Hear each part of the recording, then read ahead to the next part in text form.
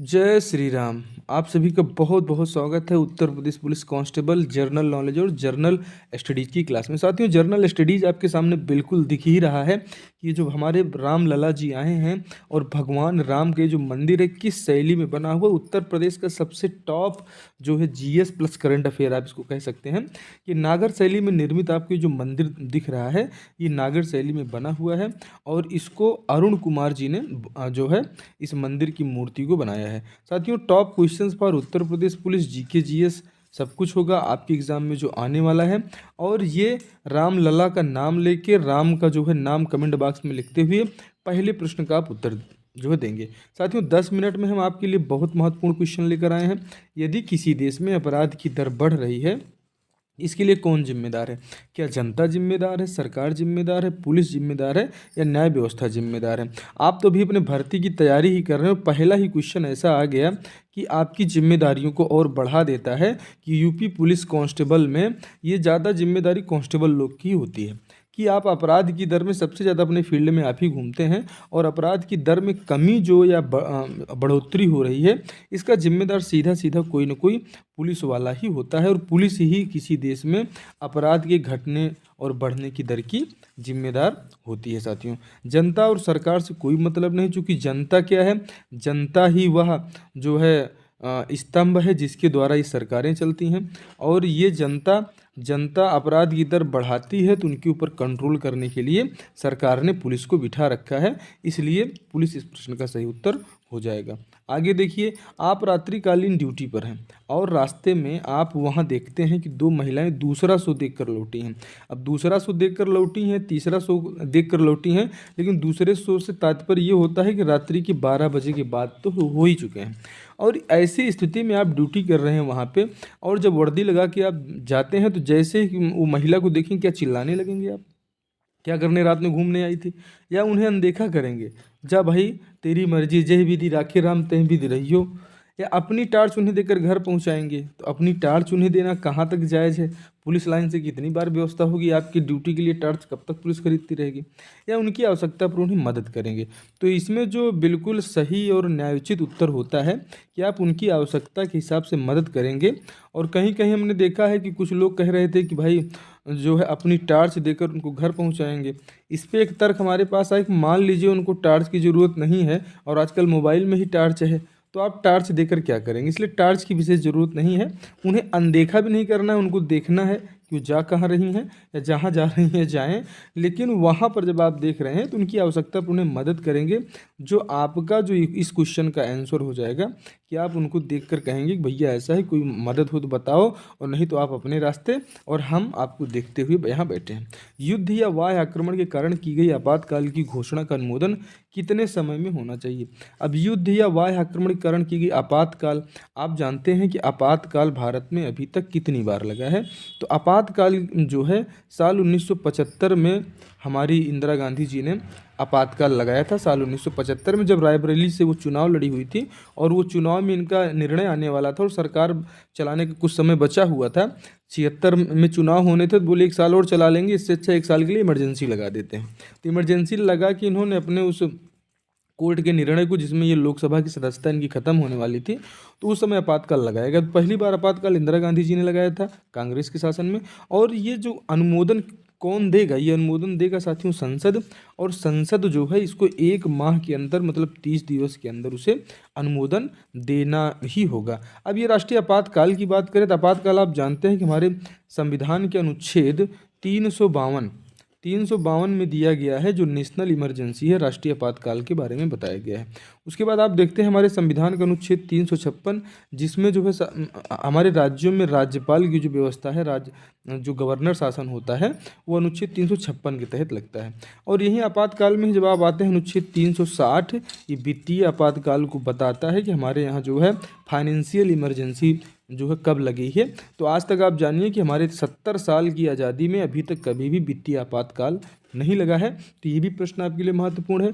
360 में वित्तीय आपातकाल। आपातकाल की 3 धाराएं आपको याद रखना है हमारे संविधान के अनुच्छेद में, 352, 356 और 360। 352 में राष्ट्रीय आपातकाल होता है, जो इंदिरा गांधी जी ने लगाया था। 356 में राज्यपालों का शासन होता है, जहां राष्ट्रपति राज्यपाल के माध्यम से राज्य में अगर संवैधानिक ढांचा फेल हो जाता है और संविधान के अनुरूप वहाँ की जो भी सरकार है वो चलाने में विफल है, तो वहाँ पे राष्ट्रपति शासन लागू हो जाता है और वो राज्यपाल के माध्यम से गवर्न करते हैं। 360 आप जानते हैं वित्तीय आपातकाल इसे कहा गया है। इसका लिंक हम अपने डिस्क्रिप्शन में दे देंगे। हमने आपातकाल बहुत अच्छे से अपने चैनल पे कवर किया है, उसे आप जरूर देखिएगा। साथियों, निम्न में से कौन से मौलिक अधिकार भारतीय एवं विदेशी नागरिकों को समान रूप से प्राप्त हैं? इसमें हमें समझने की जरूरत है कि आखिर में क्या कुछ ऐसे भी मौलिक अधिकार हैं जो खाली भारतीयों को प्राप्त हैं। तो बात यही है कि सभी मौलिक अधिकार जो है सभी लोगों को प्राप्त नहीं हैं। कुछ ऐसे अधिकार हैं जो भारत और विदेशियों को दोनों प्राप्त हैं, लेकिन अगर कहा जाए विचार अभिव्यक्ति की आज़ादी तो ये विदेशियों को प्राप्त नहीं, वो यहाँ आके कुछ भी नहीं बोल सकते हैं, ये विदेशियों के अधिकार प्राप्त नहीं है। नौकरियों में अवसर की समानता ये विदेशियों के लिए नहीं है। अल्पसंख्यक वर्गों का हित या संरक्षण, तो अनुच्छेद जो 29 बताता है अल्पसंख्यक वर्गों का हित और संरक्षण, ये भी हम ओनली भारतीयों को प्राप्त हैं। अगर नेपाल का कोई व्यक्ति आ जाए और वहाँ पे वो अल्पसंख्यक है और यहाँ भी वो अपने अधिकार मांग लेगी, भाई ये तो भारत में मौलिक अधिकार है, तो ये विदेशी नागरिक को ये अधिकार प्राप्त नहीं है कि वो अपने अल्पसंख्यक हो सकता है हमारे यहाँ इंडिया में जो है मुसलमान अल्पसंख्यक है, लेकिन पाकिस्तान में बहुसंख्यक हैं, तो उन्हें जो है ऐसा नहीं माना जाएगा। इसीलिए जो है विदेशियों को बहुत सी चीज़ें, बहुत से मौलिक अधिकार हमारे नहीं प्राप्त है। लेकिन नौकरियों में अवसर की समानता ये पूरी तरह से भारतीयों के लिए है, विदेशियों के लिए नहीं है। वाक अभिव्यक्ति की स्वतंत्रता, बोलने की आज़ादी, अनुच्छेद 19 है। अल्पसंख्यक वर्गों के हितों का संरक्षण, अनुच्छेद 29।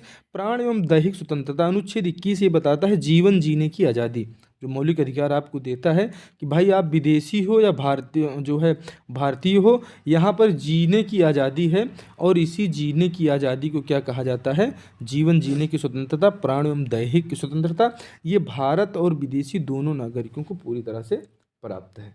ठीक है, तो इस अनुच्छेद के बारे में आपको ध्यान देना है कि प्राण एवं दैहिक स्वतंत्रता, ये जो इसमें ऑप्शंस दिए गए हैं, इन ऑप्शंस में से नौकरियों में अवसर की समानता अनुच्छेद 16 में बताया गया है कि भाई कोई भी व्यक्ति को नौकरियों में जो समान अवसर दिए जाएंगे। अपवाद आप देखते हैं आरक्षण के रूप में।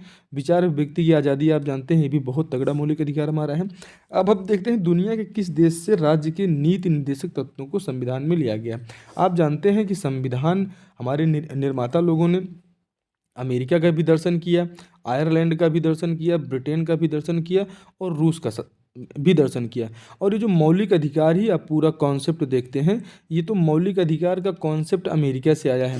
लेकिन जब आप देखते हैं इसके अलावा जो है ब्रिटेन से आप देखते हैं जो संसदात्मक व्यवस्था है, जो संसद वाली व्यवस्था है, ये ब्रिटेन से आई है।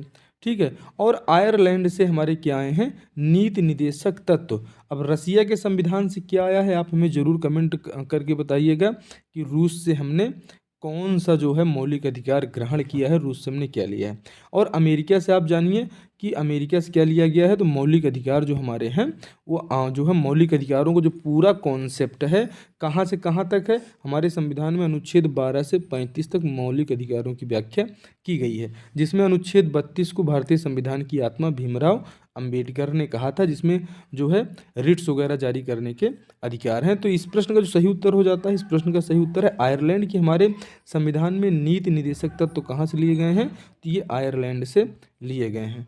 अब आगे देखेंगे हम कि और क्या है जो आपके एग्ज़ाम के लिए महत्वपूर्ण है। तो आयरलैंड जो आप जानते हैं कि इस प्रश्न का सही उत्तर है। और आगे देखिए कि दुनिया के किस देश से, तो ऑप्शन बी इसमें आप लगाइएगा। भारत में पाषाणकालीन संस्कृति का उत्खनन सर्वप्रथम कब प्रारंभ हुआ? आप जितने ही अशोक के शिलालेख और जो है चाणक्य की नीतियाँ होती हैं सब देखते हैं, ये सब नीतियों का जो उत्खनन है साथियों, ये साल 1863 में प्रारंभ हुआ, जब हमारे यहाँ ASI की स्थापना हुई, पुरातत्व विभाग की स्थापना हुई, जिसके पहले अध्यक्ष कौन थे? कनिंघम जी। इसके पहले जो है जो हमारा उत्खनन विभाग है, ठीक है, उसकी जब स्थापना हुई, और उसी समय आप देखेंगे कि साल 1863 में भारत में जो पाषाणकालीन संस्कृति है, मतलब ऐसे चिन्ह जो हमारे जो है पत्थरों पर अभी भी जो है मिलते हैं, औजारों के रूप में मिलते हैं, उसका जो है हमारा ASI सर्वे करती है, उस सर्वे से पता चलता है कौन सी चीज़ें कितनी पुरानी हैं। तो भारत में पाषाणकालीन संस्कृति का जो उद्घाटन हुआ है, उत्खनन का कार्य हुआ है, वो 1863 से प्रारंभ हुआ है। साल बात करते हैं 1526, तो 1526 एक ऐसी साल है, एक ऐसा वर्ष है जहाँ से आप देखें कि इसका काम ही जुड़ा हुआ है भारत के राम मंदिर से।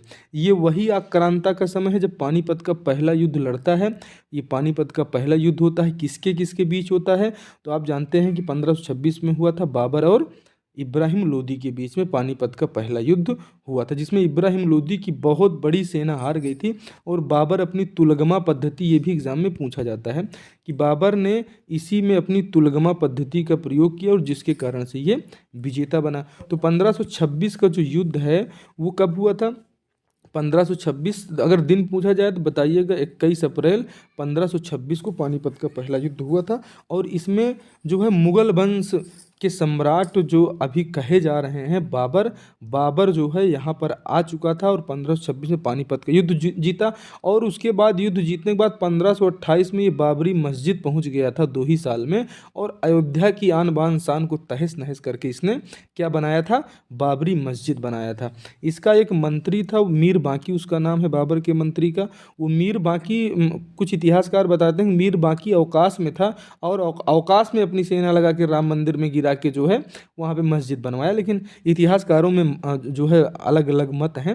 अब बात करते हैं साल 1857 की। हम जानते हैं कि भारत का पहला स्वतंत्रता संग्राम जो है साल 1857 में शुरू हुआ, जहाँ चर्बी युक्त लगे कारतूसों का विरोध मंगल पांडे ने किया। और 10 मई 1857 को मेरठ की छावनी से भारतीय स्वतंत्रता का पहला शंखनाद हो जाता है। वो साल था साल 1857, और मंगल पांडे उद्घाटन करने वाले ये पंडित जी थे। और 1857 का स्वतंत्रता संग्राम, जिसके लिए जो है लॉर्ड कैनिंग, इस समय आप जानते हैं कि लॉर्ड कैनिंग 1857 के स्वतंत्रता संग्राम के समय भारत के वायसराय थे। और उन्होंने कहा था कि जो है ये 1857 के स्वतंत्रता संग्राम में जो स्थानीय राजा थे, इन्होंने एक बांध का कार्य किया, नहीं तो हम लोग तो 1857 में ही टेम्स नदी में, गंगा नदी से बहते बहते टेम्स में आके गिर गए होते, लेकिन ये बच गए।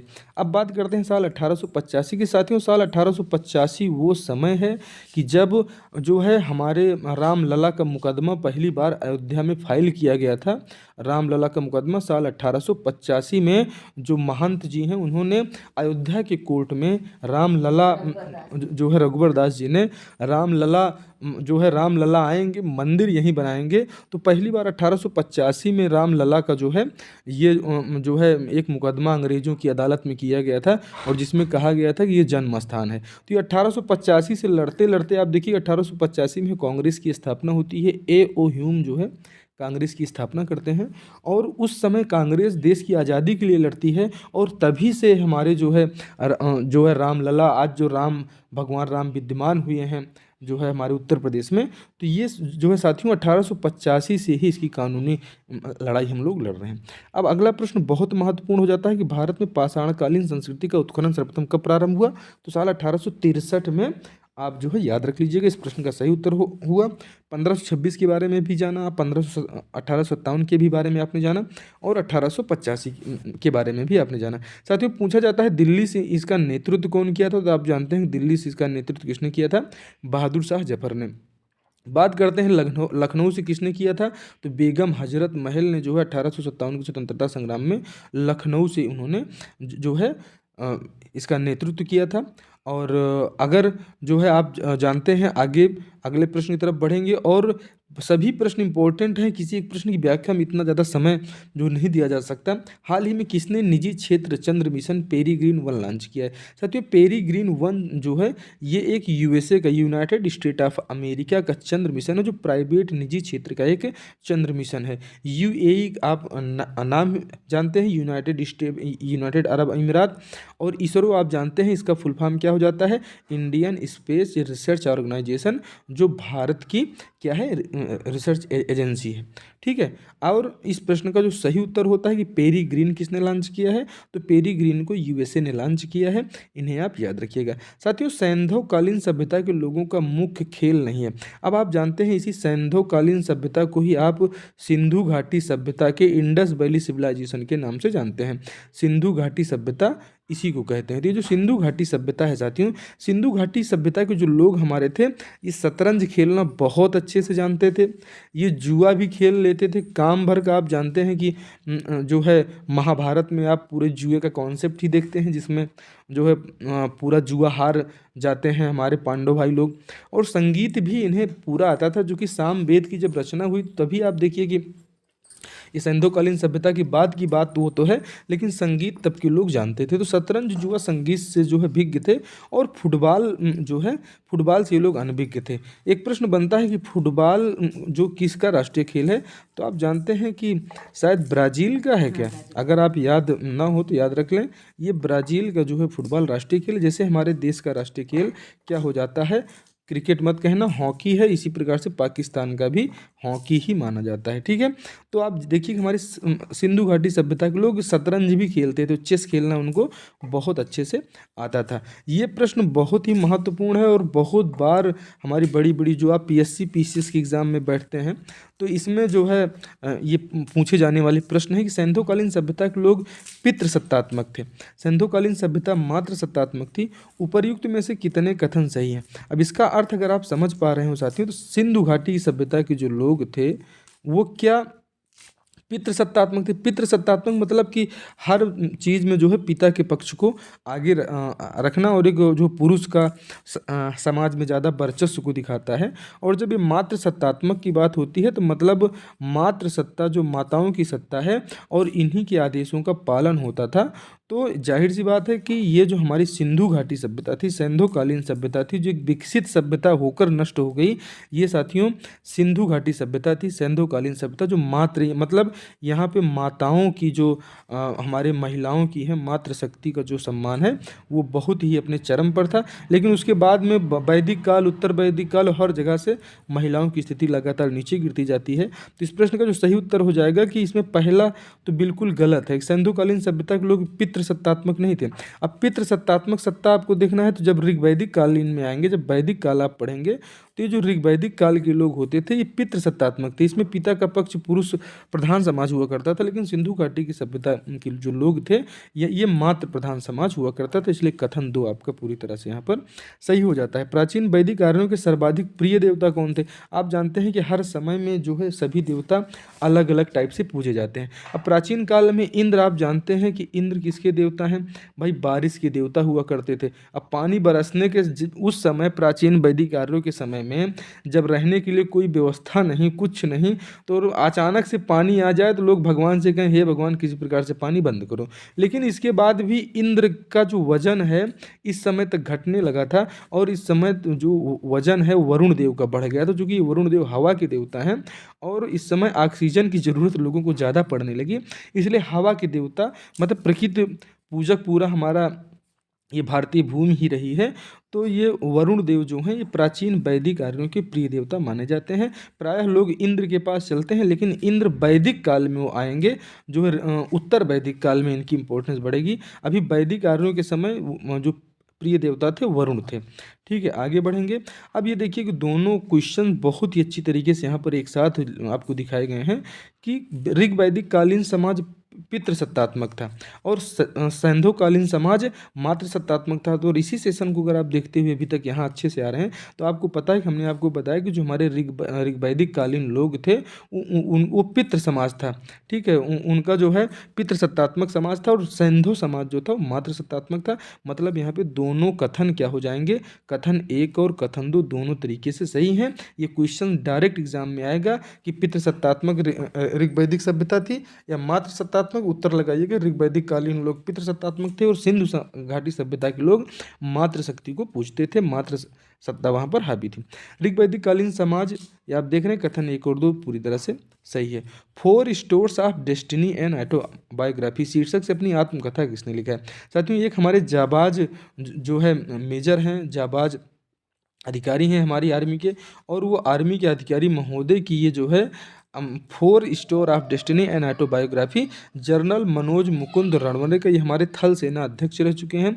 और थल सेना अध्यक्ष इनके जाने के बाद से भी जो पांडे जी हैं वो मनोज पांडे जी अभी वो हमारे थल सेना अध्यक्ष हैं। और जनरल बिपिन रावत के बारे में तो आप जानते ही हैं कि हमारे देश के में जब पहली बार सीडीएस जैसे किसी पद का जब गठन हुआ तो उसमें पहले सीडीएस बनने वाले चीफ डिफेंस ऑफ स्टाफ जो है जनरल बिपिन रावत थे, जिनका उत्तराखंड में यूके में एक हेलीकॉप्टर दुर्घटना में उनकी मृत्यु हो गई थी। जनरल एम करियप्पा आप जानते हैं कि हमारे देश के पहले सेना अध्यक्ष थे, जिन्हें हम एम करियप्पा के नाम से जानते हैं, पहले सेना अध्यक्ष। और जनरल मनोज मुकुंद नरवणे की किताब है 4 stores of destiny and autobiography, इसको इन्होंने लिखा है। और जवाहरलाल नेहरू की डिस्कवरी ऑफ इंडिया के बारे में आप नहीं जानते हैं तो जान लीजिए, हमारे देश के पहले प्रधानमंत्री थे और डिस्कवरी ऑफ इंडिया नामक बहुत ही प्यारी पुस्तक इन्होंने लिखी, इसको भी पढ़ना चाहिए हम लोगों को, है कि नहीं। ये भी किताब अति महत्वपूर्ण है। तो चलिए, जवाहरलाल नेहरू के बारे में आप जानते हैं, हमारे देश के पहले प्रधानमंत्री और लगातार 2 बार प्रधानमंत्री ये जो है बने रहे, और ये वही हैं हमारी इंदिरा गांधी के पापा। ठीक है, तो आगे बढ़ेंगे और अब देखेंगे प्रतिवर्ष भारतीय प्रवासी दिवस कब मनाया जाता है। भारतीय प्रवासी दिवस ये हमारी महात्मा गांधी को एक श्रद्धांजलि है हमारे देश के लोगों की, कि जिन्होंने महात्मा जी को महात्मा किसने कहा और इनको राष्ट्रपिता किसने कहा। कई बार ये बहुत कन्फ्यूजन रहता है, इनको बापू किसने कहा, ठीक है, और राष्ट्रपिता महात्मा गांधी बापू, ये सब जो नाम हैं ये वही एक ही व्यक्ति के नाम हैं, कि जिनके मुंह से अंतिम में भी जब नाथूराम गोडसे ने उन्हें गोली मारी तब भी प्रार्थना सभा में उनके मुंह से निकला था, हे राम। और वो राम जो है वामपंथी नहीं, जबकि दक्षिणपंथी दल बीजेपी ने पूरी तरह से स्थापित कर दिया है। तो 9 जनवरी साल 1915 को गांधी जी लौट के आए थे भारत। कहाँ से लौटे थे? साउथ अफ्रीका गए थे ये मुकदमा लड़ने के लिए, 1 महीना के लिए गए थे और 20 साल इन्होंने अच्छी से वकीली किया। कहाँ पर? जो है साउथ अफ्रीका में इनकी वकीली वहाँ खूब चली, और इन्हीं की वापसी की याद में इनको सम्मान देने के लिए 9 जनवरी को प्रवासी भारतीय दिवस मनाया जाता है। इसमें हम करते क्या हैं साथियों? तो जैसे आप जानते हैं कि अभी प्रवीण जगन्नाथ जो मॉरिशस के प्रधानमंत्री हैं, उनको जो है बुलाया गया था मुख्य अतिथि के तौर पे। तो जो हमारे देश के ऐसे लोग हैं जो विदेशों में भी अपनी सत्ता और बहुत ही बड़ी छवि बनाए हैं, तो ऐसे लोगों को भारत में प्रवासी दिवस के मौके पर मुख्य अतिथि के रूप में उन्हें सम्मान दिया जाता है, और भारतीय संस्कृति को इस महाद्वीप के अतिरिक्त फैलाने के लिए उन्हें सम्मानित किया जाता है। संविधान सभा में किस देशी रियासत के प्रतिनिधि ने भाग नहीं लिया था? बहुत ही जनरल क्वेश्चन है। आप जानते हैं जम्मू कश्मीर, जम्मू कश्मीर के राजा कौन थे? हरि सिंह थे। और हरि सिंह थोड़ा डर के मारे आए, लेकिन कुछ दिन बाद आए जब इनके ऊपर कबाइलियों ने आक्रमण कर दिया। और जो पीओके आप देखते हैं, पाक ऑक्युपाइड कश्मीर, ये पाक ऑक्युपाइड कश्मीर वो ले लिया, आधा दे के तब ये भारत की तरफ भागेंगे, जो बचा है ये भी चला जाएगा। ठीक है, तो जम्मू कश्मीर तो आए थे, बाद में मिल गए थे। हमने जम्मू कश्मीर जो देसी रियासत का विघटन बड़े अच्छे से पढ़ा है, आप जरूर देखिएगा। हैदराबाद रियासत, आप जानते हैं कि हैदराबाद एक ऐसी थी कि यहाँ के जो निज़ाम थे साथियों, उन्होंने एक रजाकर्स नाम की सेना बनाई थी। और वो जो रजाकर्स नाम की सेना है, अभी आपने देखा होगा हाल ही में अमित शाह जी ने वहाँ रजाकर्स सेनाओं के नाम पर वहाँ जाके झंडा फहराया, और वहाँ पे मात्र 2.5 फीट का भारतीय झंडा फहराने के लिए साल 1947 में हैदराबाद रियासत की सेना, जिसे रजाकर्स कहा जाता था, लगभग 2000 लोगों को कत्लेआम कर दिया था। तो ये रजाकर्स वही है, हैदराबाद वही है। चूंकि इसमें राजा तो जो है साथियों मुसलमान था, यहाँ पे राजा तो मुसलमान था, लेकिन प्रायः जनता कौन थी? प्रायः जनता वहाँ पर हिंदू थी। लेकिन आज अगर आप देखेंगे तो ऐसी चीज़ें आपको वहाँ नहीं मिलने वाली हैं। जम्मू कश्मीर में जनता मुसलमान, राजा जो है हिंदू था। अब हैदराबाद में आपने देखा ही कि हैदराबाद जो एक ऐसी रियासत थी जिसने जो है संविधान सभा में भाग नहीं लिया, संविधान निर्माण में इन्होंने अपने प्रतिनिधि को नहीं भेजा। आगे बढ़ेंगे साथियों, जूनागढ़ का भी विलय हमने जो है पढ़ाया है, इसे भी आप जरूर देखिएगा। तो संविधान सभा में भाग लेने वाली रियासत सबसे ज़्यादा पूछी जाती है हैदराबाद। साथियों, उत्तर वैदिक काल में मुख्य पदाधिकारियों को क्या कहा जाता है? जैसे आज आप देखते हैं मुख्य पदाधिकारी आपके मुख्य सचिव लोग को देखते हैं, तो उसी प्रकार से क्या उन्हें सेनानी कहा जाता था? ग्रामीणी, जो साथियों ग्राम का मुखिया होता था, उसे ग्रामीणी कहा जाता था। और जो मुख्य पदाधिकारी होते थे उनको क्या कहा जाता था साथियों? रत्निन कहा जाता था। ये रत्निन उत्तर वैदिक काल के मुख्य पदाधिकारियों को जो है रत्निन कहा जाता था। ये मुख्य पदाधिकारियों का नाम है ना, लेकिन जो ग्रामीण के पदाधिकारियों की बात करेंगे तो ग्राम के पदाधिकारी को ग्रामीणी कहा जाता था। और जो पूरी प्रशासन को अच्छे से देखते थे और सेना संबंधी कार्य करते थे, उन्हें सेनानी कहा जाता था। इन्हें भी आप याद रखिएगा। आगे बढ़ेंगे, उत्तर वैदिक काल में मुख्य पदाधिकारियों को रत्निन कहा जाता था। जो गांव के पदाधिकारी होते थे उन्हें ग्रामीणी, और जो पूरे प्रशासन को, पूरी सैनिक व्यवस्था को देखते थे उन्हें सेनानी के नाम से जाना जाता था। उत्तर वैदिक काल में स्त्रियों की दशा दयनीय हो चुकी थी और कन्या के जन्म को अभिशाप माना जाने लगा था। ये कथन दिया गया जिसमें आपको बताना है कि कथन में सत्यता क्या है। अंतरजातीय विवाह न विधवा विवाह प्रचलन, अंतरजातीय विवाह व विधवा विवाह प्रचलन में था कि उत्तर वैदिक कालीन लोगों में सती प्रथा, बाल विवाह, पर्दा प्रथा आदि का प्रचलन नहीं था। बिल्कुल बहुत सही बात है, चूंकि उत्तर वैदिक काल जो है इसमें स्त्रियों की दशा दयनीय हो चुकी थी। स्त्रियों का आप देखें कि इसीलिए वैदिक काल जो है पितृसत्तात्मक माना जाता है, जो है मात्र सत्तात्मक वैदिक काल नहीं माना जाता। और जब उत्तर वैदिक काल, जब वैदिक काल धीरे धीरे एंड हो रहा था, उस समय तक लोग जो है कन्या को अभिशाप के रूप में मानने लगे थे। इनका वर्चस्व धीरे धीरे समाप्त हो रहा था। अंतरजातीय विवाह, विधवा विवाह, आप देखिए कि उत्तर वैदिक काल जब मनु स्मृति और ये जो है याज्ञवल्क्य स्मृतिवाद की रचना की गई, तब देख रहे हैं कि अंतरजातीय विवाह उस समय होते थे, लेकिन ये जब चार वर्ण चतुर्वर्ण व्यवस्था हुई तो वहाँ आके अंतरजातीय व्यवस्था धीरे धीरे खत्म हो गई। और फिर से अभी जब सती प्रथा का अंत कब हुआ था, साल 1828 में राजा राम मोहन राय के प्रयासों से जब हुआ सती प्रथा का अंत, और बाल विवाह जो है बंद किया गया, पर्दा प्रथा का प्रचलन नहीं था। ये सती प्रथा, बाल विवाह, पर्दा प्रथा, ये जो उल्टा सीधी प्रथाएं हैं, ये हमारे वैदिक समाज में और उत्तर वैदिक समाज में नहीं था। अंतरजातीय लोग विवाह करते थे, विधवाओं का भी विवाह होता था, लेकिन उस समय तक हमारे वैदिक काल में ऐसी कोई व्यवस्था नहीं थी कि सतियों को, जो सती प्रथा नामक कोई चीज़ वहाँ पर थी। अच्छा, सती का एक कॉन्सेप्ट पाया जाता है किसमें, जो है उत्तर वैदिक काल में ही, कि एक सती जो है पार्वती के रूप में जो शंकर की पत्नी, वो वाला जो आप देखते हैं, ये एक जो है ऐतिहासिक तथ्य है और जिसके पर हम चर्चा करेंगे आपसे जरूर। इसमें जो आप बताइए, इस प्रश्न का उत्तर क्या है। उत्तर वैदिक काल में स्त्रियों की दशा दयनीय हो चुकी थी। अंतरजातीय विवाह, विधवा विवाह प्रचलन में था, किंतु उत्तर वैदिक कालीन लोगों में सती प्रथा, विवाह, पर्दा आदि के प्रचलन नहीं था। इनमें से कितने कथन सही हैं साथियों? तो ये जो दोनों कथन है साथियों, दोनों कथन सत्य हैं। ये जो आप यहाँ पर हमने आपको बताया कि उत्तर वैदिक काल में स्त्रियों की दशा खराब हो चुकी थी, उनका जन्म ही अभिशाप माना जाने लगा था। उत्तर वैदिक काल के लोग जो है एक दूसरे की जातियों में विवाह कर लेते थे, विधवाओं का विवाह होता था। लेकिन ये जो सती प्रथा, बाल विवाह, जो आज लोग सोचते हैं कि वैदिक धर्म के लोग ऐसे होते थे, तो तब वैदिक समाज में ऐसी कोई प्रथा प्रचलन में थी ही नहीं। सबसे महत्वपूर्ण सेशन आ जाता है रामायण का रचना काल उत्तर वैदिक काल और बौद्ध काल के बीच का माना जाता है। आप जानते हैं कि जो है जन जन में राम बसे हैं, और आज तो पूरी दुनिया में राम राम ही चल रहा है। तो भाई ये रामायण जो है ये बनी कब? ये बनी कब? उत्तर वैदिक काल और बौद्ध काल के बीच में जो है रामायण का जो है रचना काल माना जाता है। और ये जो व्यास जी हैं, आप ये देखें वाल्मीकि रामायण, तो वाल्मीकि जी ने लिखा था रामायण को ना, मूल रामायण को महर्षि वाल्मीकि जी ने लिखा है। इसमें 24,000 श्लोक हैं। तो ये दोनों कथन आपको बताना है क्या सही है या गलत है। केवल कथन एक सत्य है, केवल कथन दो सत्य है, कथन दोनों सत्य हैं। साथ ही इसमें दोनों कथन आपका सत्य हो जाता है कि जो 24,000 श्लोक हैं वो रामायण, वाल्मीकि रामायण में है, और रामायण का जो रचना काल है उत्तर वैदिक काल और बौद्ध काल के बीच में माना जाता है। आगे बढ़ेंगे। अम्ल वर्षा किस कारण से वनस्पतियों को नष्ट करती है? अब अम्ल वर्षा में होगी क्या? कोई न कोई अम्ल होगी, और जो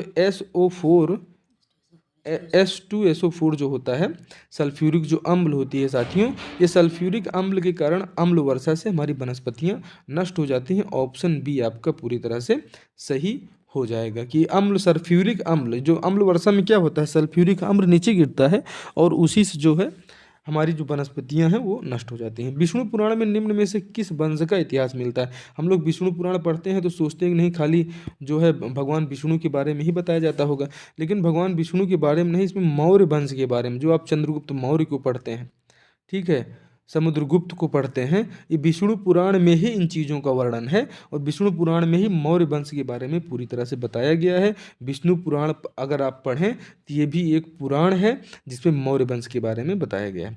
साथियों, जैन धर्म का संस्थापक किसे माना जाता है? जैन धर्म एक ऐसा धर्म जो ईश्वर के निराकार ब्रह्म को पूजने वाला एक धर्म है, जो है चारवाक दर्शन से पूरी तरह से पृथक है, और जो अनीश्वरवाद में विश्वास करता है।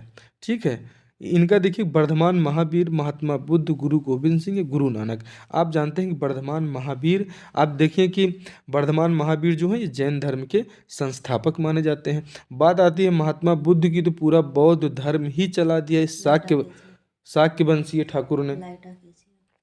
और इनकी एक बहुत अच्छी पुस्तक है और इन्हें कहा जाता है लाइट ऑफ एशिया। तो चलिए ज़रूर बताइएगा कि ये प्रश्न आपको सब कैसे लग रहे हैं। और संविधान निर्माण में हम पहुंचने वाले हैं साथियों, थोड़ा सा व्यवधान के लिए खेद है।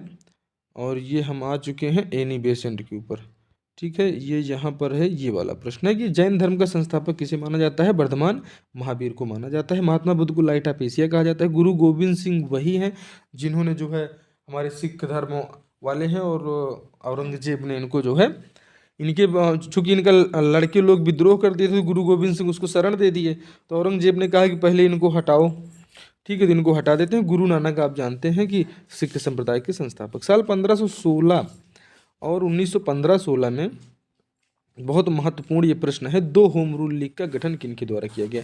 साथियों साल 1915 में जब गांधी जी लौटे थे तो उसी समय बाल गंगाधर तिलक ने जो एक होम रूल लीग बनाया था, और उन्हीं से प्रेरणा लेकर साल 1916 में एक होम रूल लीग का निर्माण एनी बेसेंट ने किया था। तो इस प्रश्न का जो सही उत्तर हो जाएगा कि होम रूल लीग का जो निर्माण है वो किसके द्वारा किया गया? बाल गंगाधर तिलक और एनी बेसेंट के द्वारा किया गया है। भारतीय संविधान का निर्माण किस सभा के द्वारा किया गया? अब भाई बताइए, लोकसभा, राज्यसभा, विधानसभा या संविधान सभा? तो आप जानते हैं कि हमारी संविधान सभा के द्वारा, आप जानते हैं कि भारत स्वतंत्रता अधिनियम 1945 के तहत आप जानते हैं कि भारत क्या एक संविधान सभा होगी जो अपने संविधान का निर्माण करेगी। तो वो संविधान सभा जो है उसने जो भारत के संविधान को बनाया, और भारतीय संविधान दुनिया का सबसे बृहत्तम संविधान है, और इसे जो है उधार का थैला भी कहा जाता है। तो इस प्रश्न का सही उत्तर हो जाएगा कि भारतीय संविधान का निर्माण किसके द्वारा किया गया है? संविधान सभा के द्वारा। साथियों, हाइग्रोमीटर यंत्र की सहायता से क्या मापते हैं? क्या ध्वनि की तीव्रता? तो आप जानते हैं कि ध्वनि की तीव्रता हम डेसिबल में नापते हैं। वायु की आर्द्रता, द्रव का घनत्व या विद्युत धारा? तो साथियों, जो हाइग्रोमीटर की सहायता से हम क्या नापते हैं? हम नापते हैं द्रव का घनत्व, जो ऑप्शन सी में दिया गया है। वायु की आर्द्रता के लिए हम कौन सा मीटर यूज करते हैं, और विद्युत धारा के लिए हम कौन सा मीटर यूज करते हैं? आप जरूर बताइएगा। द गेटवे ऑफ इंडिया यहाँ पर स्थित है। कहाँ पर स्थित है? अयोध्या में स्थित है। जी नहीं, अयोध्या में तो अब रामलला आ गए हैं। ठीक है, रामलला आ गए हैं, और अब रामलला जी यहाँ विराजमान हो चुके हैं। तो अयोध्या में तो अब किसी का जो है कुछ लगने वाला नहीं है। मुंबई में आपका गेटवे ऑफ इंडिया स्थित है, इसे आप याद रखिएगा। द गेटवे ऑफ इंडिया ये मुंबई में स्थित है, इन्हें आपको याद रखना है। बहुत सिंपल सा क्वेश्चन है। सासाराम में आप जानते हैं मकबरा है किसका? बार बार पूछा जाता है। ये मकबरा है हमारे शेर शाह सूरी का, जिसने मुगल वंश को पानी पिला दिया था, लेकिन शेर मंडल की सीढ़ियों से तो हुमायूं गिर के मरा था, लेकिन जब शेर शाह, जो आप देखिए कि एक गोला इसी के लग गया था एक अभियान के दौरान में, कलिंजर अभियान के दौरान में, तो शेर शाह सूरी अगर नहीं मरा होता तो आप लोग ताजमहल नहीं देख पाते, आप लाल किला तो मुश्किलें था कि देख पाते, क्योंकि बाबर के बाद तो हुमायूं को ही उसने अपदस्थ कर दिया था। तो ये प्रश्न जो है बहुत ही महत्वपूर्ण है, और सासाराम बिहार में पड़ता है। यहाँ पे शेर शाह का मकबरा बनाया गया है, और ये the gateway of India Mumbai में स्थित है। साथियों, रसायन विज्ञान के जन्मदाता कौन माने जाते हैं? तो आप जानते हैं कि जो लेवासियर है, लेवासियर को रसायन विज्ञान का जन्मदाता माना जाता है। आप जानते हैं कि अरस्तु एक बहुत ही अच्छे विचारक, और बायोलॉजी में इनका आप जो बहुत ज़्यादा योगदान देखेंगे तो इनका इससे संबंध है। हेरोडोट्स का आप जानते हैं कि हिस्ट्री से बहुत प्यारा नाता है, और इतिहास के पिता कहे जाते हैं। आचार्य मम्मट, आप हिंदी साहित्य पढ़ते हैं तो आचार्य मम्मट के बारे में आप जरूर जान रहे होंगे। अगला प्रश्न आचार्यों से ही जुड़ा हुआ है। वाक्यम रसात्मकम काव्यम उक्ति के लेखक कौन है? प्रश्न बहुत ही दमदार है साथियों, और ये प्रश्न सीधे एग्जाम में आने वाले हैं। चैनल पे नए हैं तो लाइक बटन जरूर दबाइए, और सब्सक्राइब कीजिए चैनल को, अपने दोस्तों में जमकर एक बार शेयर कीजिए। और अगर आप आज के समय में आचार्य प्रशांत को नहीं सुनते हैं तो आचार्य प्रशांत को जरूर सुनिए, बहुत ही अच्छी चीज़ और सही रास्ता बताने वाले हैं। और हमारे जो वाक्यम रसात्मकम काव्यम इन्होंने कहा है, आचार्य विश्वनाथ ने कहा था कि वाक्यम रस युक्त वाक्य ही काव्य है, और ये भी जो है सीजी सब इंस्पेक्टर एग्जाम में पूछा गया था।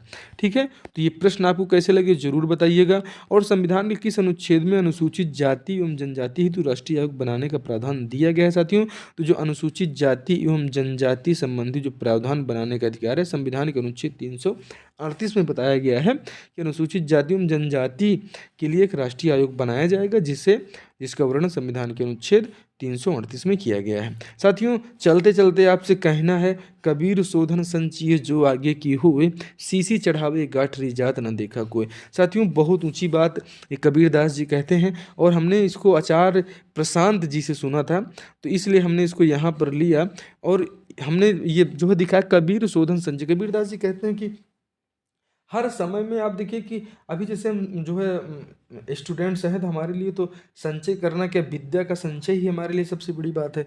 तो अभी तो आपके लिए की है कि विद्या का संचय करिए जो आगे आपके आने वाले फ्यूचर को बनाने वाला है। सीसी चढ़ावे गाठरी जात न देखा कोई।